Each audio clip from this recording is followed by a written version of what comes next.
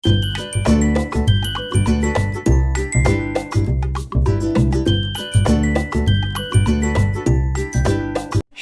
কেমন আছেন? আশা করছি সবাই ভালো আছেন। আমার একটি ব্লগে আপনাদের অনেক স্বাগত। আজকে বুধবার, তো মনটা অনেক দিন থেকে চাচ্ছিল তালের বড়া খাবো। তো মাকে আমি বলিনি, কিন্তু ওই যে মায়ের মন, মা কী করে বুঝতে পেরে গেছে যে আমি তালের বড়া খাবো। তাই মা একটা তাল নিয়ে এসছে, আর সেগুলোই এখন দুপুরবেলা নিয়ে বসেছে। তালগুলো দিয়ে আজকে তালের বড়া করবে।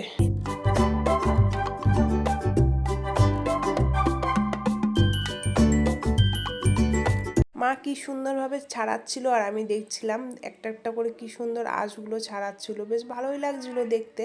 অনেক দিন পর আমাদের বাড়িতে আজকে তালে বড়া হবে, আর তালে বড়া খেতে কিন্তু আমাদের বাড়ির সবাই ভীষণ পছন্দ করে।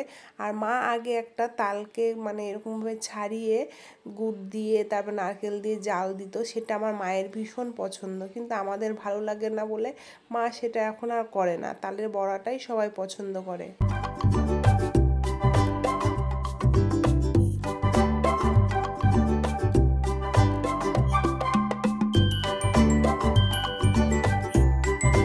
এই জিনিস করতে যত বেশি কষ্টের, সেই জিনিস কিন্তু খেতেও কিন্তু বেশি মজাদার লাগে। যেমন হচ্ছে ইলিশ মাছ, যত বেশি কাটা তত বেশি স্বাদ, তেমনই হচ্ছে তালের বড়া।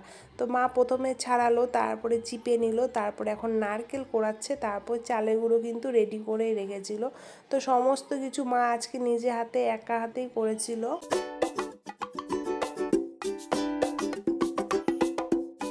মা এখানে সুজি দিয়ে দিচ্ছে, কারণ সুজি দিলে তালের বড়াটা বেশ নরম হয় আর বেশ সুন্দর ফুলে যায়। তাই মা সুজি দিয়েছে, আর মা বলছিল ময়দা দিয়ে করবে, কিন্তু আমি বারণ করেছিলাম। আমি বলছিলাম না, ময়দা দিয়ে করতে হবে না, চালের গুঁড়ো দিয়ে বেশ ভালো লাগে আর বেশ মচমচে লাগে খেতে।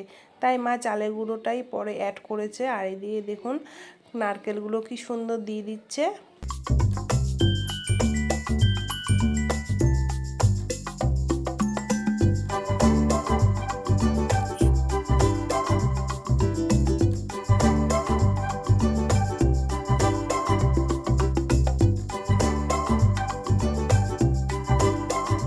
আগে জানেন তো আমাদের পাড়াতে ঢেঁকি ছিল, আর সেখানে চাল কোটা হতো। তো আমরা ছোটোবেলায় যেতাম মার সঙ্গে, ঠাকুমার সঙ্গে। এখন তো ঠাকুমা নেই, আর মা যখন ঢেঁকি কুটতে যেত তখন আমরাও যেতাম ছোটোবেলায়, কিন্তু ঢেঁকিতে পা দিতে পারতাম না। তাও মার সঙ্গে, ঠাকুমা কাকিমাদের সঙ্গে যেতাম আনন্দ করতে করতে, কারণ আমাদের বাড়িতে অনেক ভাই বোন, তো আমরা সবাই মিলে একসঙ্গে যেতাম।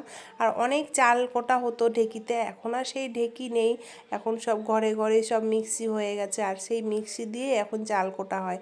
তো ঢেঁকি চাটার চাল খেতে কিন্তু ভীষণই স্বাদ হয়, পিঠেও ভীষণ ভালো হয়, আর এসব তালে বড়াও ভালো হয়।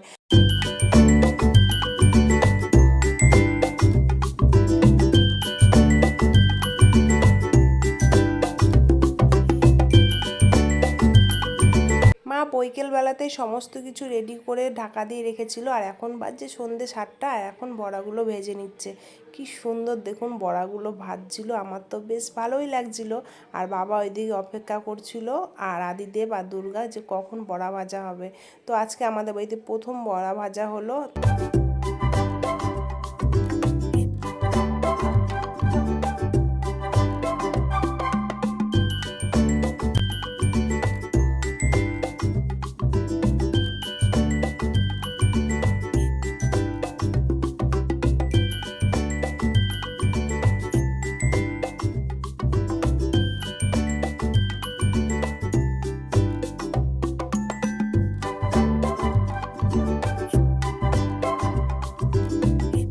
মা এদিকে বড়াগুলো ভাজতে লাগুক, আর আমি বাবাকে দিয়ে আসি, কারণ বাবা অনেকক্ষণ থেকে অপেক্ষা করছিল বড়া খাবে। আর বড়াগুলো কিন্তু আজকে বেশ ভালোই হয়েছিল। বাবা